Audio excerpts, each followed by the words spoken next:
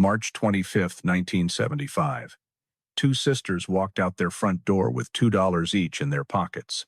They were heading to the shopping mall half a mile away, planning to browse Easter displays and share a slice of pizza. Their mother told them to be home by 4 o'clock. But they never arrived home.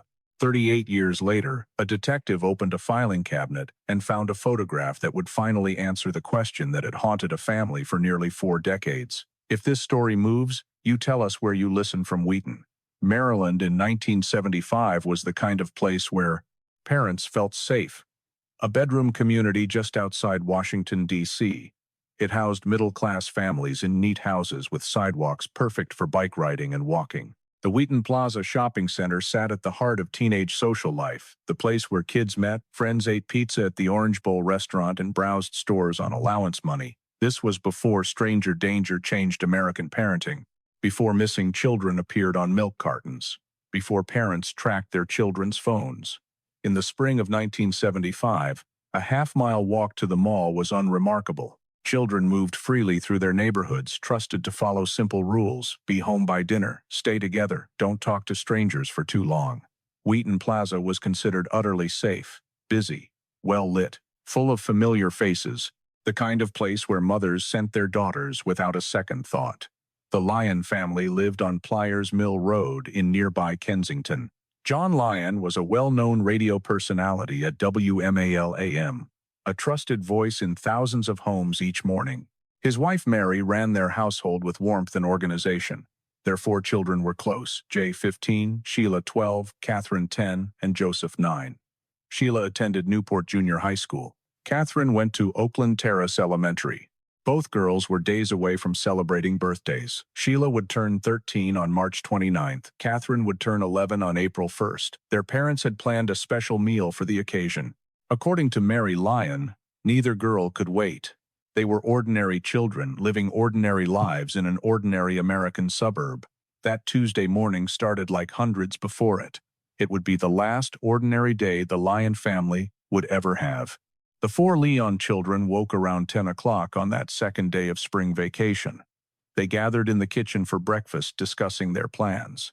Jay and Joseph wanted to play basketball at the local court. Sheila and Catherine decided to walk to Wheaton Plaza to look at the Easter displays and meet friends who often gathered there. When Mary Lyon heard her daughter's plans, she made a suggestion. "Why don't you stop off and get some pizza?" The girls agreed enthusiastically.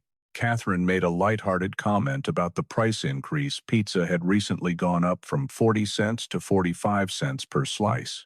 Mary gave each girl approximately $2, enough for lunch and perhaps a small purchase. She set one firm rule: be home by 4 o'clock. The girls left sometime between 11 o'clock and noon. Mary Lyon, at a friend's insistence, went bowling that afternoon. Her husband, John, drove her to the bowling alley after waking from his sleep. He worked the night shift at the radio station and slept during the day. The shopping center sat just half a mile from the Lyon home. The walk took perhaps 15 minutes along familiar sidewalks. Sheila and Catherine had made this trip many times before. Around 1 o'clock in the afternoon, a neighborhood boy, a friend of both sisters, entered the shopping center and saw Catherine and Sheila sitting on a bench outside the Orange Bowl pizza restaurant. They were talking with a middle-aged man, perhaps 50 to 60 years old. He was well-groomed and conservatively dressed in a brown suit, carrying a briefcase. The man had opened the briefcase to reveal a tape recorder inside. He held a microphone and was asking children, including the Lyon sisters, to speak into it. He told them their voices would be broadcast on a local radio station. The girls and several other children thought this was exciting. They took turns speaking into the microphone, giggling at the novelty.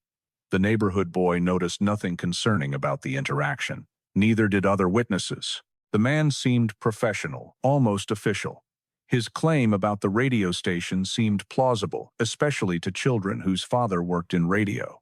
At the same time, another witness, a girl named Danette Shea, slightly older than Sheila, noticed something different. A younger man, perhaps in his late teens or early 20s, was following her group of friends through the shopping center. He stared at them so intensely that one of Shea's friends finally confronted him. "Why don't you take a picture of us? It'll last longer." Shea also saw this same young man watching the Lyon sisters. He had notable acne on his face, scars on his left cheek, and wore shabby clothing, including a light-colored jacket. His staring made the girls uncomfortable, but he didn't approach or speak to them. Around 2 o'clock, Jay Lyon entered the shopping center to buy a kite. He spotted his sisters sitting alone at the Orange Bowl eating pizza together. The man with the tape recorder was gone. The young man who had been staring was gone. The girls appeared perfectly normal, enjoying their lunch. Jay didn't stop to talk to them. He bought his kite and left. This was the last time any family member saw Catherine and Sheila. Between 2:30 and 3 o'clock, a friend observed the Lyon sisters walking westward from the shopping center, heading in the direction of home. They were on the sidewalk, walking at a normal pace. Nothing seemed wrong. This was the final confirmed sighting of the girls. Somewhere between this sighting and their home, a distance of half a mile along a route they knew well, Catherine and Sheila Lyon vanished. 4 o'clock came and went. The girls didn't arrive home. By 5:45, Mary Lyon was preparing the family's evening meal of fried chicken. She felt annoyed that her daughters hadn't returned on time. The annoyance shifted to concern as minutes passed. Concern became worry. Worry escalated into panic. At 7 o'clock, 3 hours after the girls should have been home, Mary Lyon called the police. Within minutes, the neighborhood mobilized. Mary searched nearby houses, calling friends, asking if anyone had seen her daughters. Jay and Joseph joined the search. John Lyon woke from his sleep and immediately began driving through the neighborhood looking for any sign of the girls. Neighbors came out of their homes. People called other people. The Lyons' telephone began ringing constantly. The family established a vigil. Someone would stay by the phone at all times, day and night, in case Catherine or Sheila called. By the time the first police car pulled into the driveway on Pliers Mill Road, Sheila and Catherine had been missing for 3 hours. By nightfall, those hours would become days. The days would stretch into weeks, then months, then years. And the truth, already documented in a 6-page police statement, would gather dust in a filing cabinet for 38 years. The Montgomery County Police Department responded immediately and with full force. Within the first hour, officers determined this was not a case of children wandering off or running away. 2 responsible girls from a stable family who had simply vanished on their walk home. This was involuntary disappearance. A massive search operation launched that same night. Officers conducted house-to-house searches throughout the neighborhood. They interviewed anyone who had been at or near Wheaton Plaza that afternoon.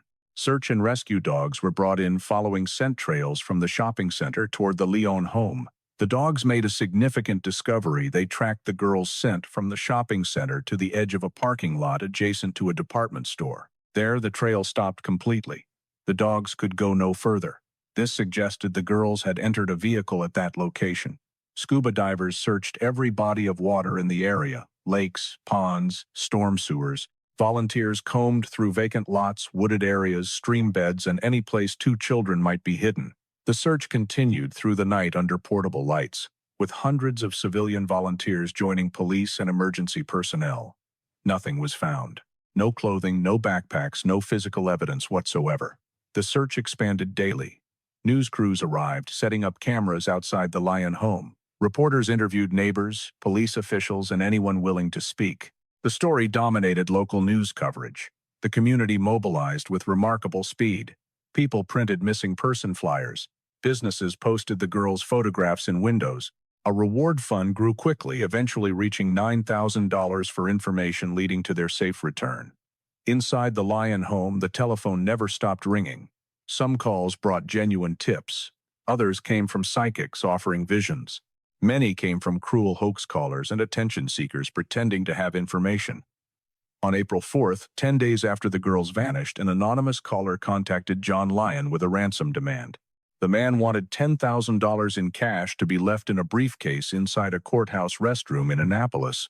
Police approved the plan but instructed John to leave only $101 inside the briefcase as a test. The briefcase was never claimed. The caller phoned again, saying he had seen too many police officers around the courthouse and hadn't attempted to retrieve the money. John Lyon responded that he would only follow further instructions if he could hear his daughter's voices. The caller never contacted the family again. Meanwhile, investigators focused intensely on the eyewitness accounts from the shopping center. Multiple people had seen the middle-aged man with the tape recorder and briefcase. He had been noticed both on March 25th and the day before. This man became the primary suspect. Investigators began calling him the tape recorder man. A police sketch artist created a composite drawing based on witness descriptions. A white male, 50 to 60 years old, approximately 6 feet tall, well-groomed, wearing a brown suit. Several witnesses mentioned he walked with a slight limp. A second composite was created of the younger man who had been staring at the girls. White male, late teens or early 20s, approximately 5 feet 11 inches tall with acne scars on his left cheek, shabbily dressed. The older man received far more investigative attention. He seemed the more credible suspect, multiple witnesses seen over multiple days engaging directly with the children. The younger man was considered secondary, possibly unrelated. On April 1st, the day after the first composite drawing of the tape recorder man was circulated to the media, an 18-year-old named Lloyd Lee Welch Jr. traveled to Wheaton Plaza specifically to speak with a security guard. Welch told the guard he had information about the missing Lyon sisters. He claimed he had seen a man matching the police sketch at the shopping center on March 25th. He described the man carrying a tape recorder and asking children to speak into a microphone, telling them their voices would be on the radio. According to Welch, he had watched this man force 2 distressed girls into a red Camaro with white upholstery and drive away quickly. The security guard immediately contacted police. Welch was driven to the police station for a formal interview. Over the course of several hours, Welch provided a 6-page written statement detailing everything he claimed to have witnessed. He described the tape recorder, the microphone, the older sister giggling, and the eventual abduction. His account matched other witness statements in many details. Investigators asked Welch to take a polygraph examination. He agreed. He failed the test completely. When confronted with the results, Welch admitted he had lied. He said he hadn't actually witnessed the abduction, he had invented that part. Investigators concluded he was an unreliable attention seeker, possibly motivated by the reward money. They gave him a stern lecture about lying to police and released him. A 1-page report was placed on top of Welch's 6-page statement. On this cover page, someone wrote, "Polygraph lied." The document was filed in the case records and forgotten. Investigators continued pursuing other leads. On April 6th, an 11-year-old boy named William Krebs reported seeing the Lyon sisters inside a white 2-door Pontiac sedan driving along a highway in Centerville, Virginia, about 30 miles from Wheaton. Shortly after they disappeared, he insisted that one girl was crying while another blonde girl sat in the back seat. The following day, another witness in Manassas, Virginia, reported seeing 2 girls resembling the Lyon sisters in the rear of a beige Ford station wagon. According to this witness, the children were bound and gagged. The driver matched the description of the tape recorder man. When the driver noticed he was being followed, he sped through a red light toward the interstate. The vehicle had Maryland license plates beginning with DMT-6. This sighting created a brief media sensation. Amateur citizens, band radio users mobilized searching roads and scanning for matching license plate numbers. Despite their enthusiasm, the effort produced no results. Police also investigated reports that a man matching the tape recorder sketch had approached young girls at other shopping centers in neighboring counties weeks before the Lyon disappearance. He had asked children to recite messages into his microphone, claiming it was for an answering machine test. These incidents had occurred at 2 different locations. Known offenders in the area were questioned extensively. Several individuals with previous convictions for offenses against children were investigated. Each person's whereabouts on March 25th were verified. All were eliminated from the inquiry when their alibis checked out. One man who drew particular attention was Raymond Molesky Sr. He lived about 10 miles from the Lyon family. He had previous convictions for offenses against children. He walked with a slight limp, just like the tape recorder man. His appearance closely matched the composite sketch. In addition, Molesky had later been convicted of taking the lives of his own wife and adult son in 1977 following a domestic dispute. He was serving 40 years in prison for those actions. Based on witness descriptions and his history, investigators considered Molesky a strong suspect. However, they could never establish any definitive connection between him and the Lyon sisters' disappearance. No physical evidence linked him to the case. On May 23rd, more than 2 months after the girls vanished, Maryland's lieutenant governor ordered 122 National Guard troops to conduct a systematic search of a Montgomery County forest. They found nothing. Our community knows the special terror of a child disappearing in daylight, not taken from a dark alley but from the bright, busy places we believe are safe. The mall, the park, the walk home from school. These cases shake us because they destroy the illusion that visibility equals safety. When two children can vanish between the pizza restaurant and their front door, a half-mile walk they had made dozens of times, every parent recalculates what safe means. The Leone sisters disappeared from a Tuesday afternoon, and that ordinariness is what haunts us most. By summer, the flood of tips slowed to a trickle. The National Guard went home. Television cameras left. Civilian search parties disbanded. The Lions telephone, which had rung constantly for weeks, fell silent. The massive investigation continued, but with decreasing momentum, and in a Montgomery County police filing cabinet, a document marked polygraph lied waited among thousands of pages, its significance invisible. In the months following the disappearance, investigators still received dozens of tips weekly. Each one was investigated. None produced results. The massive case file grew thicker: witness statements, search reports, polygraph results, photographs, maps. Everything was preserved, cataloged, and stored. The tape recorder man was never identified. The younger man who had been staring was never found. By early 1976, the Lyon family had resigned themselves to a terrible truth. Their daughters were most likely gone forever. They would never come home. But resignation is different from acceptance. The family never stopped hoping for answers. They needed to know what happened, even if the outcome was the worst imaginable. John Lyon continued his work at the radio station. Mary Lyon maintained their home. Jay and Joseph grew into teenagers, then adults. The family functioned, but a permanent wound shaped everything they did. Sheila's birthday came on March 29th. Catherine's followed on April 1st. Each year, these dates arrived like small tortures.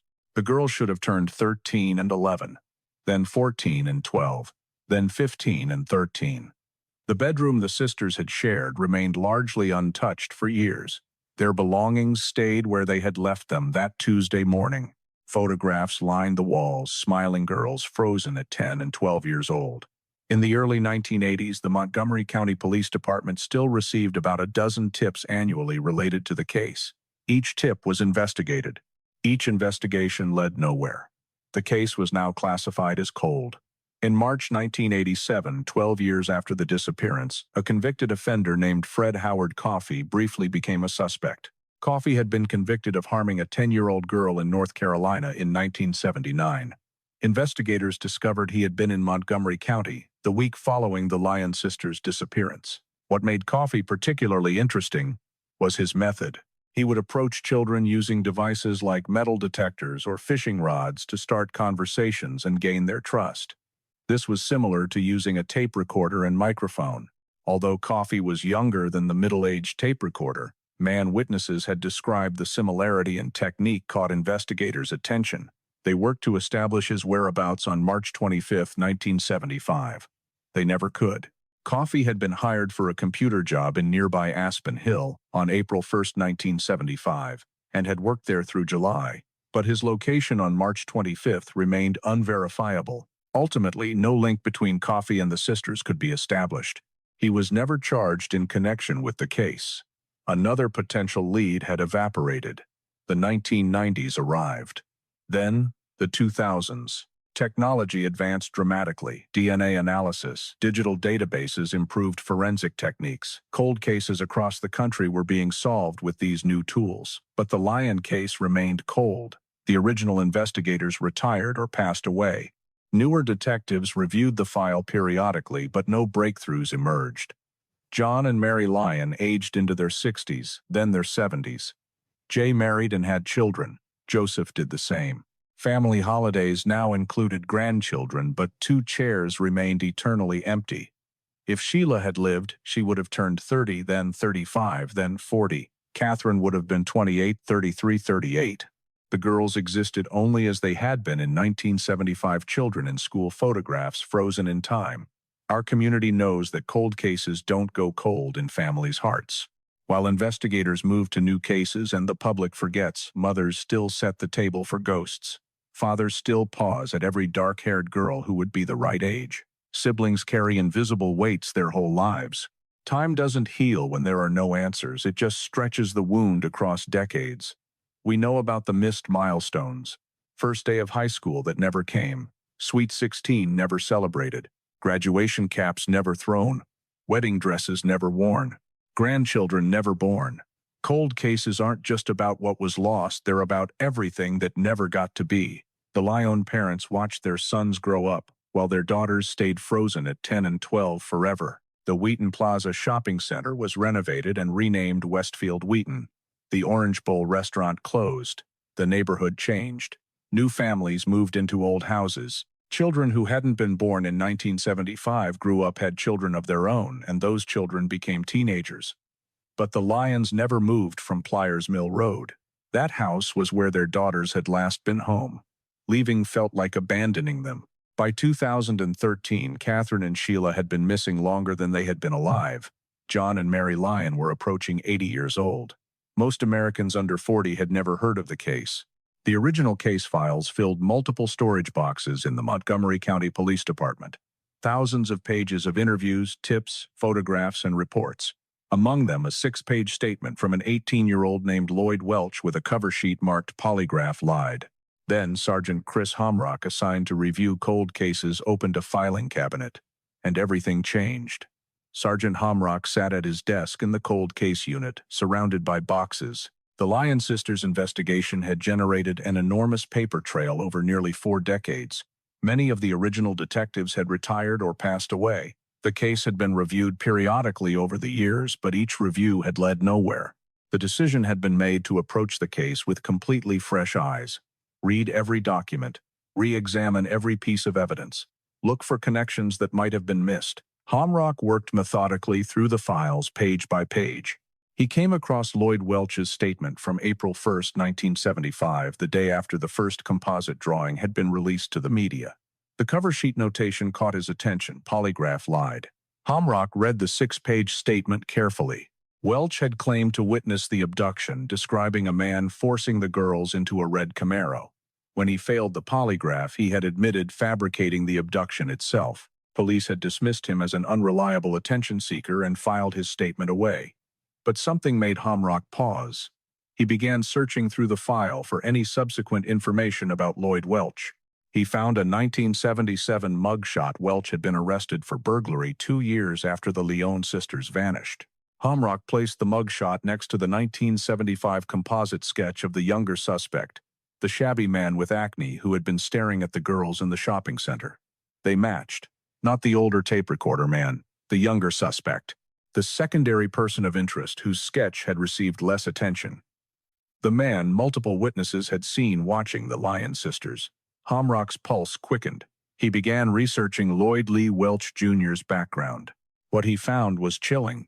Welch, born December 30, 1956, had compiled an extensive criminal record between 1973 and 1997. Convictions included assault with a weapon, domestic violence, and multiple offenses against young girls. He had been arrested in 3 different states for harming underage females.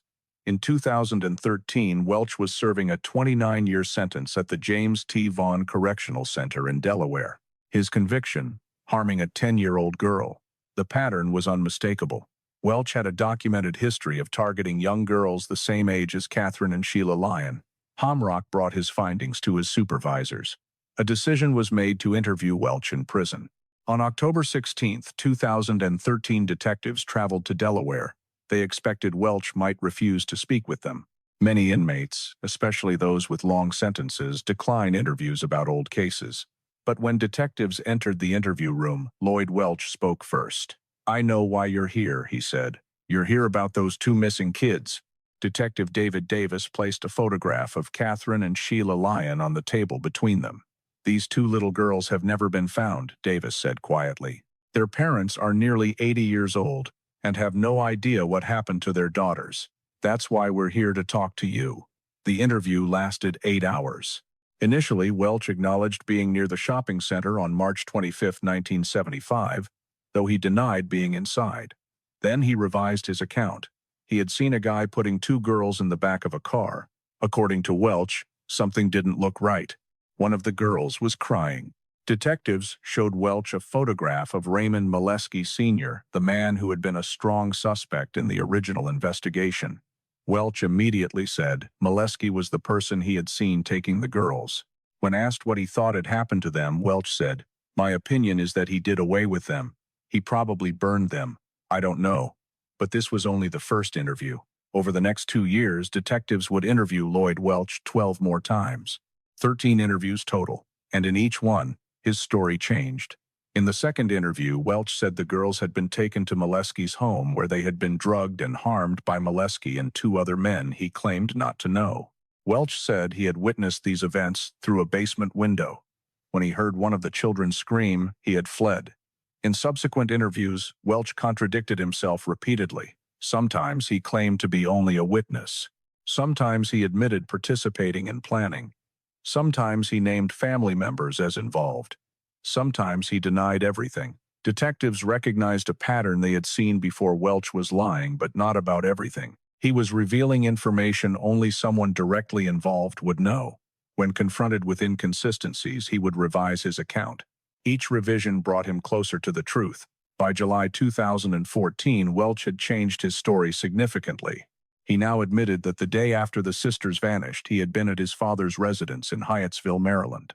In the basement, a concrete room accessible only through a single padlocked door at the rear of the property, he had seen his father, Lloyd Welch Sr., and his uncle, Richard Allen Welch, harming one of the girls. According to this version, his father and uncle had threatened him. Frightened, he had left the children there and fled.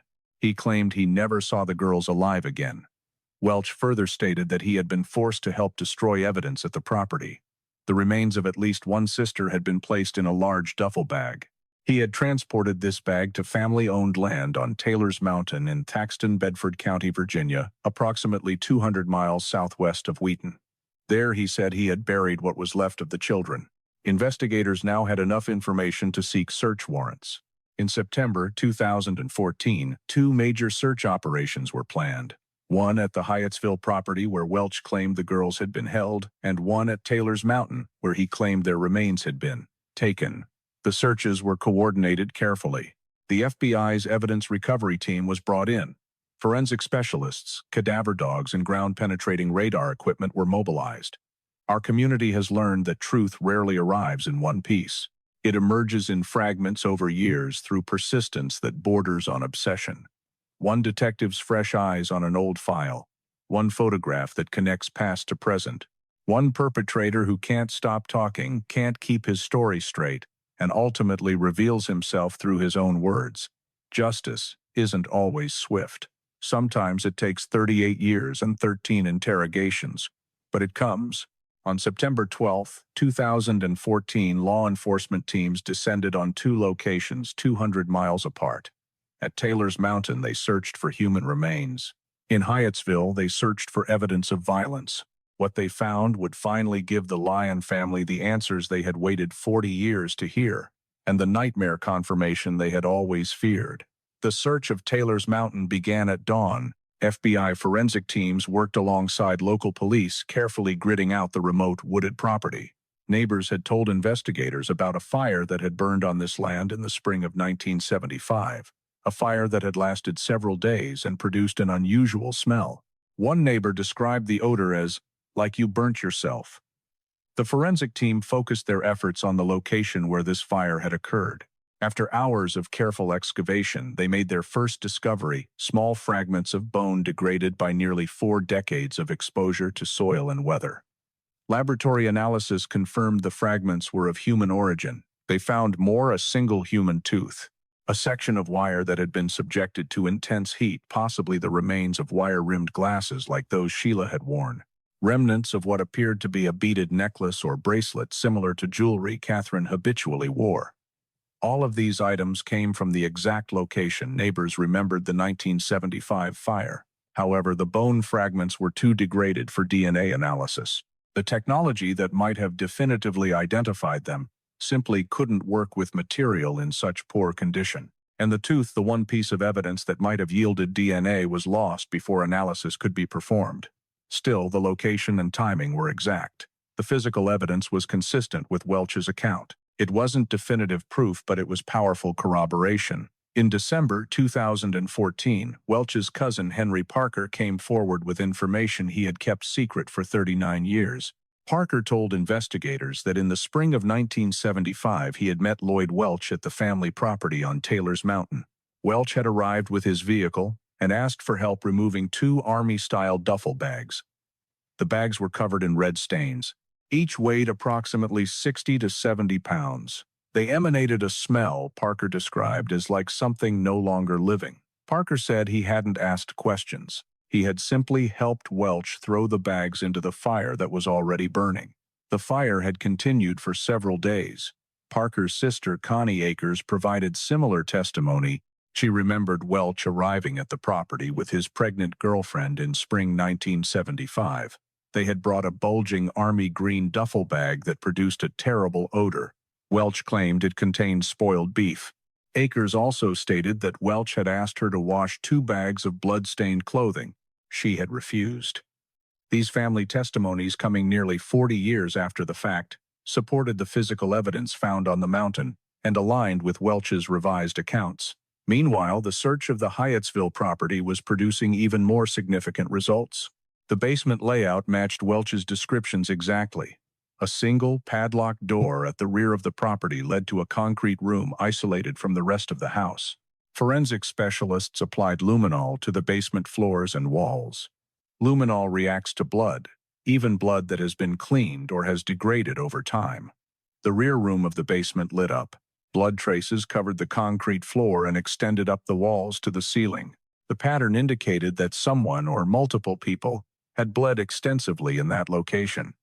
The amount and distribution of blood suggested violence of a severe nature. DNA testing confirmed the blood was of human origin. However, like the bone fragments from the mountain, the samples were too degraded for genealogical analysis. The blood couldn't be definitively linked to Catherine or Sheila Lyon, but the evidence was overwhelming. The basement where Welch claimed violence had occurred showed evidence of exactly that. The mountain where he claimed remains had been disposed of contained human bone fragments, a tooth, and items consistent with what the girls had with them. In July 2015, Lloyd Lee Welch Jr. was formally indicted on 2 counts of first-degree felony homicide.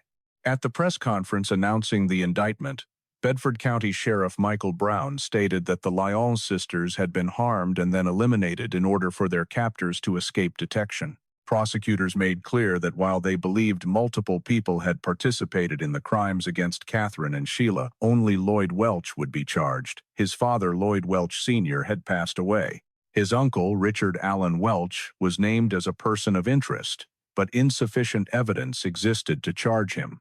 Patricia Welch, the uncle's wife, was charged only with perjury for providing false information to investigators and encouraging family members to remain silent. The reinvestigation had consumed more than 16,000 hours of detective work. Over 50 search warrants had been executed. More than 100 formal interviews had been conducted. And now finally the Lyon family would face Lloyd Welch in court. John and Mary Lyon were 77 years old when they learned that remains believed to be their daughters had been found on a Virginia mountain. The fragments couldn't be definitively identified. The girls' bodies in any recognizable form were gone forever, likely consumed by fire. For nearly 40 years, the Lyons had lived with uncertainty. They had long ago accepted that their daughters were most likely gone, but most likely leaves room for hope, however small. Now that hope ended. In its place came certainty, and with certainty, a different kind of grief. The girls had suffered. They had experienced terror and pain. Their lives had been taken when they were still children, still innocent, still looking forward to birthday celebrations and pizza lunches. And then their very bodies had been destroyed, burned, scattered on a remote mountain 200 miles from home. Jay and Joseph Lyon, now adults with families of their own, learned that their sisters had been taken and harmed while they themselves had been teenagers. The girls had been gone all these years while the brothers grew up, married, had children. Catherine and Sheila had been absent from every family milestone since 1975. On September 12, 2017, Lloyd Lee Welch Jr. appeared in court to enter his plea. Prosecutors had reached an agreement with Welch and his attorneys. Rather than face trial, which could have resulted in the ultimate punishment, Welch would plead guilty to 2 counts of first-degree felony homicide. The plea bargain was specific. Welch admitted to participating in the girls' abduction with intent to harm them. He did not admit to personally causing their final harm. However, he was held legally accountable for their loss because they had perished during the commission of crimes he admitted committing. The agreement had been made in consultation with the Lyon family. John and Mary Lyon, after 42 years of waiting, wanted certainty. They wanted a conviction. They didn't want to endure years of appeals and legal maneuvering. They wanted to hear the word guilty spoken in a courtroom before they themselves passed away. The case was prosecuted in Bedford County, Virginia, rather than Montgomery County, Maryland, because authorities believed the girls' remains were located in Virginia. At the hearing, all 4 Lyon family members were present: John, Mary, Jay, and Joseph. They sat together, a family that had been 5, then 4, watching the man who had taken 2 of them plead guilty. Judge James Updike Jr. asked Welch if he had anything to say. The judge specifically offered Welch the opportunity to address the Lyon family directly. Welch refused. Beyond entering his plea of guilty, he spoke not a single word. Judge Updike sentenced Lloyd Welch to 2 concurrent 48-year terms for the 2 counts of first-degree felony homicide.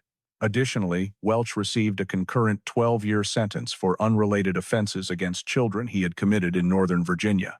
Because the crimes occurred in 1975, before certain sentencing laws went into effect, Welch could theoretically become eligible for parole when he reaches his mid-80s. However, officials stated publicly that the chances of parole being granted were essentially non-existent. Welch would first complete his sentence in Delaware for the harm he had caused to the 10-year-old girl there. Then in January 2025, he would be transferred to the Virginia Department of Corrections to begin serving his sentence for what he had done to Catherine and Sheila Lyon. He would spend the rest of his life in prison. The Lyons had their conviction. They had their answers, incomplete and agonizing, but answers nonetheless. They knew what had happened to their daughters. They knew who was responsible. They knew the girls had not suffered for years in captivity. The horror had been brief, and then it had ended. This knowledge brought no comfort. But it brought something the family had lacked for 42 years: certainty. Our community understands that justice without recovered remains feels incomplete. The Lyons received answers, received a conviction, heard the word guilty in a courtroom, but they couldn't lay their daughters to rest properly, couldn't stand at grave sites, couldn't have that final goodbye. This is the compromise of cold case resolutions. You get truth, but rarely everything you need. Sometimes the perpetrator takes secrets to prison. Sometimes evidence is too degraded. Sometimes you have to accept that knowing what happened is as close to peace as you'll ever get. After the sentencing, John Lyon spoke briefly to the assembled media. His words were simple: "We just want to say thank you. It's been a long time." Lloyd Lee Welch Jr. completed his Delaware sentence in late 2024. On January 7, 2025, he was transferred to the Virginia Department of Corrections. He is now 68 years old. He will almost certainly spend the remainder of his life behind bars. Throughout his 13 interviews with investigators and his court appearances, Welch never provided a complete, consistent account of what happened to Catherine and Sheila Lyon. He never showed genuine remorse. He never apologized to the Lyon family. He never revealed the exact location where the girls' remains were buried. His uncle, Richard Allen Welch, was named as a person of interest but never charged. Evidence suggested his involvement, but prosecutors determined they couldn't meet the burden of proof necessary for a conviction. Lloyd Welch had alternately implicated and exonerated his uncle across multiple interviews, making him an unreliable source of testimony. Patricia Welch, the uncle's wife, faced perjury charges for providing false information and encouraging family members to maintain silence. The disposition of her case was not made public. Henry Parker and Connie Akers, the cousins who finally came forward with information about the duffel bags and the fire, were not charged. Their cooperation with investigators was considered valuable despite the decades they had remained silent. In 2020, another Welch cousin named Thomas spoke to the media. He stated his belief that Lloyd couldn't have acted alone. "I think that there were more people involved in this than just Lloyd. I know that there was a conspiracy in my family to cover it up. That idiot couldn't have done it on his own." The statement confirmed what investigators had long suspected. The Welch family's wall of silence had protected multiple people for nearly 40 years. Fear, family, loyalty, and perhaps their own involvement had kept them quiet while the Lyon family suffered. For John and Mary Lyon, the conviction brought a measure of closure. They had lived more than half their lives not knowing what happened to their daughters. Now they knew. They received answers to the fundamental questions. Were the girls taken? Yes. Did they suffer? Yes. Are they gone? Yes. Who was responsible? Lloyd Welch and likely others in his family. But they didn't receive everything they needed. They didn't recover their daughters' bodies. They couldn't hold a proper funeral. They had no graves to visit, no physical place where they could go to feel close to Catherine and Sheila. The girls' bedroom, which had remained largely unchanged for years, could finally be altered. The shrine to frozen time could be gently dismantled. Belongings could be packed away with love, rather than left in eternal waiting. Jay Lyon, who had been the last family member to see his sisters alive, carried a particular burden. He had walked past them at the Orange Bowl without stopping to talk. For 42 years, he lived with the knowledge that those were the last moments, and he had simply bought his kite and left.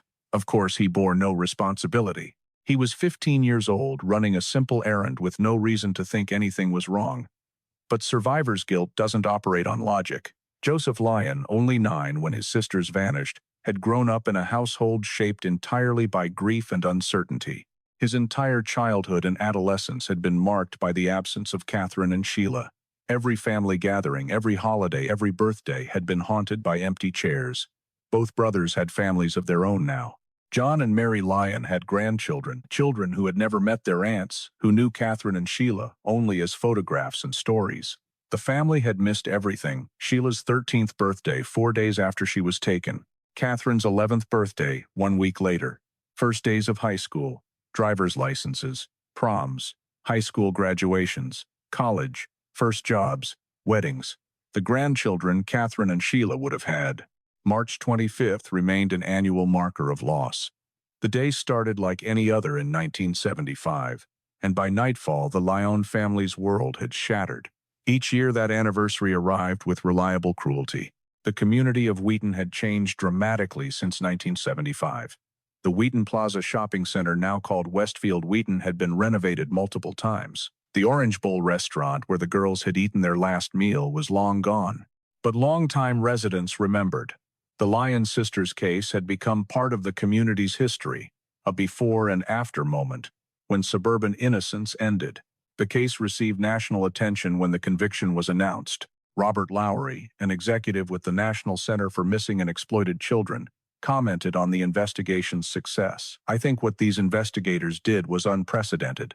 He noted that while Welch hadn't admitted the full extent of his involvement, justice had been achieved. After 42 years, one of the main perpetrators had been identified, prosecuted, and convicted. Wes Nance, the prosecutor who secured Welch's guilty plea, stated, "In my heart of hearts, I know that we put one of the main perpetrators away." Catherine and Sheila Lyon were 2 beautiful young sisters, whose disappearance left a permanent hole in the heart of all who knew them. It was truly an inspiration to work with their strong and enduring family. We are proud to offer some semblance of justice today. The phrase "semblance of justice" was telling. Not complete justice, not perfect justice, but a semblance, a measure, a portion, something approaching justice. For a family that had received nothing for 42 years, even a semblance was significant. Our community knows that healing from this kind of loss isn't linear. It's not closure when the trial ends. It's a different chapter of the same grief. The Lyons lived with ambiguity for 38 years, then traded it for horrific certainty. Is that better? It's different. At least they know. At least someone is in prison.